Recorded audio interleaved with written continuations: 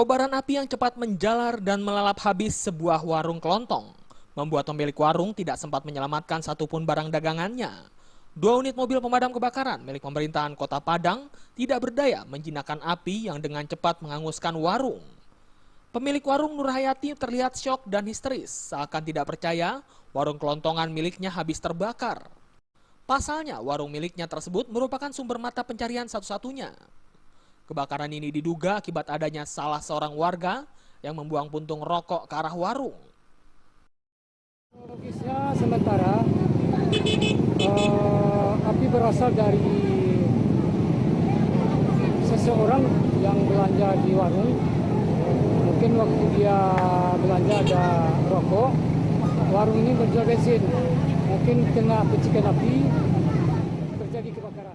Pihak kepolisian belum bisa memastikan kebakaran tersebut apakah ada unsur kesengajaan atau tidak. Akibat kebakaran tersebut, jalan di kawasan Simpang Haru mengalami kemacetan parah karena sebagian arus lalu lintas harus dialihkan selama 1 jam. Dari Padang, Sumatera Barat, Rizal Mandailing melaporkan.